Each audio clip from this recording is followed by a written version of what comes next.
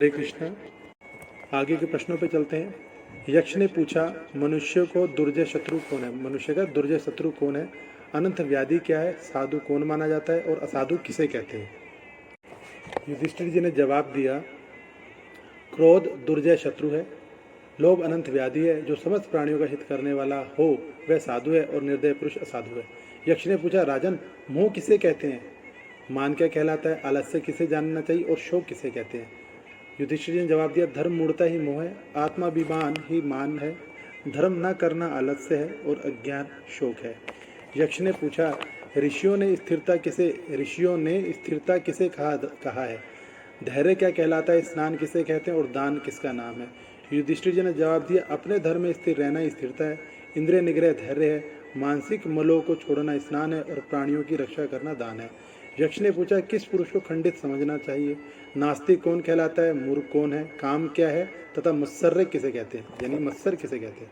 युधिष्ठिर जी ने जवाब दिया, धर्मज्ञ को पंडित समझना चाहिए, मूर्ख नास्तिक कहलाता है और नास्तिक मूर्ख है जो जन्म मरण रूप संसार का कारण है, वह वासना काम है और हृदय का ताप मत्सर है।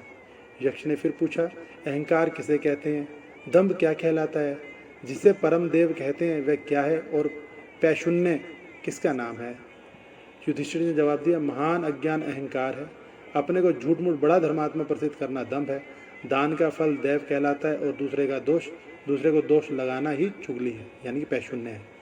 यक्ष ने पूछा, धर्म अर्थ और काम ये परस्पर विरोधी हैं, इन नित्य विरुद्धों का एक स्थान पर कैसे संयोग हो सकता है? युधिष्ठिर ने जवाब दिया, जब धर्म और भार्या परस्पर वशवर्ती हो तो धर्म अर्थ और काम तीनों का संयोग हो सकता है। यक्ष ने पूछा, भरतश्रेष्ठ, अक्षय नरक किस पुरुष को प्राप्त होता है? अब ये बहुत महत्वपूर्ण है। युधिष्ठिर जी ने जवाब दिया, जो पुरुष भिक्षा मांगने वाले किसी अकिंचन ब्राह्मण को स्वयं बुलाकर फिर उसे नहीं देता वह अक्षय नरक प्राप्त करता है। जो पुरुष वेद धर्मशास्त्र ब्राह्मण देवता और पितृ धर्मों में मिथ्या बुद्धि रखता है, झूठा मानता है इन सब कर्मों को, वह अक्षय नरक प्राप्त करता है। तथा मन पास रहते हुए भी जो लोभवश दान और भोग से रहित हैं तथा पीछे से ये कह देते हैं कि मेरे पास है ही नहीं, वह अक्षय नरक प्राप्त करता है।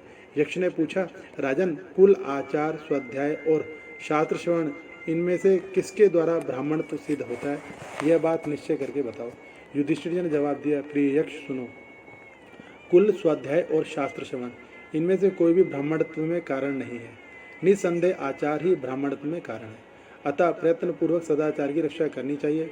ब्राह्मणों को तो इस पर विशेष रूप से दृष्टि रखनी आवश्यक है, क्योंकि जिसका सदाचार अक्षुण्ण है उसका ब्राह्मणत्व भी बना हुआ है, और जिसका आचार नष्ट हो गया है वह तो स्वयं भी नष्ट हो गया है। पढ़ने वाले, पढ़ाने वाले तथा शास्त्र का विचार करने वाले ये सब तो व्यसनी और मूर्ख ही हैं।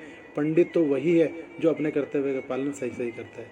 चारों वेद पढ़ा होने पर भी यदि कोई दूषित आचार वाला है तो वह किसी प्रकार से शूद्र से बढ़कर नहीं है। वस्तुतः जो अग्निहोत्र में तत्पर और जितेंद्रिय है वही ब्राह्मण कहा जाता है। यक्ष ने पूछा, बताओ, मधुर वचन बोलने वाले को क्या मिलता है? सोच विचार का काम करने वाले क्या पा लेता है? जो बहुत से मित्र बना लेता है उसे क्या लाभ होता है और जो धर्मनिष्ठ है उसे क्या मिलता है? युधिष्ठिर जी ने जवाब दिया, मधुर वचन बोलने वाला सबको प्रिय होता है, सोच विचार का काम करने वाले को अधिकतर सफलता मिलती है, जो बहुत से मित्र बना लेता है वह सुख से रहता है और जो धर्मनिष्ठ है उसे सद्गति मिलती है। यक्ष ने फिर पूछा, सुखी कौन है? आश्चर्य क्या है? मार्ग क्या है और वार्ता क्या है? मेरे इन 4 प्रश्नों का उत्तर दो। युधिष्ठिर जी ने कहा, जिस पुरुष पर ऋण नहीं है और जो परदेश में नहीं है वह दिन के 5वें 6ठे भाग में भी अपने घर के भीतर चाहे 7 साग पात ही पकाकर खा लेता हो वह सबसे सुखी है। रोज रोज प्राणी यमराज के घर जा रहे हैं, किंतु जो बचे हुए हैं वे सर्वदा जीते रहने की इच्छा करते हैं। इससे बढ़कर और क्या आश्चर्य हुआ? तर्क की कहीं स्थिति नहीं है, श्रुतियाँ भी भिन्न भिन्न हैं, एक ही ऋषि नहीं है जिसका वचन प्रमाण माना जाए, तथा धर्म का तत्व गुहा में निहित अर्थात अत्यंत गूढ़ है। अतः जिससे महापुरुष जाते रहे हैं वही मार्ग है। इस महामोह रूप कढ़ा में काल भगवान समस्त प्राणियों को मास और ऋतु रूप करछी से उलट पलट कर सूर्य रूप अग्नि और रात दिन रूप ईंधन के द्वारा रांध रहे हैं, यही वार्ता है। यक्ष ने फिर प्रश्न पूछा, तुमने मेरे सब प्रश्नों के उत्तर ठीक ठीक दे दिए, अब तुम पुरुष की भी व्याख्या कर दो और यह बताओ कि सबसे बड़ा धनी कौन है? युधिष्ठिर जी ने जवाब दिया, जिस व्यक्ति के पुण्य कर्मों की कीर्ति का शब्द जहाँ तक स्वर्ग और भूमि को स्पर्श करता है वहीं तक वह पुरुष भी है। जिसकी दृष्टि में प्रिय अप्रिय सुख दुख और भूत भविष्यत ये जोड़े समान है वही सबसे धनी है। यक्ष ने पूछा, राजन जो सबसे धनी पुरुष है उसको तुमने ठीक ठीक व्याख्या कर दी, इसलिए अपने भाइयों में से जिस एक को तुम चाहो वही जीवित हो सकता है, एक भाई। युधिष्ठिर जी बोले, यक्ष यह जो श्याम वर्ण अरुण नयन सुविशाल साल वृक्ष समान ऊंचा और चौड़ी छाती वाला महाबाहु नकुल है वही जीवित हो जाए। यक्ष जी ने पूछा, राजन जिसमें 10,000 हाथियों का समान बल है उस भीम को छोड़कर तुम नकुल को क्यों जिलाना चाहते हो, तथा जिसके बाहुबल को सभी पांडवों का पूरा भरोसा है उस अर्जुन को भी छोड़कर तुम्हें नकुल को जिला देने की क्या इच्छा है। युधिष्ठिर जी ने कहा, यदि धर्म का नाश किया जाए तो वह नष्ट हुआ धर्म ही कर्ता को भी नष्ट कर देता है, और यदि उसकी रक्षा की जाए तो वही कर्ता की भी रक्षा कर लेता है। इसी से मैं धर्म का त्याग नहीं करता जिससे कि नष्ट होकर धर्म ही मेरा नाश न कर दे।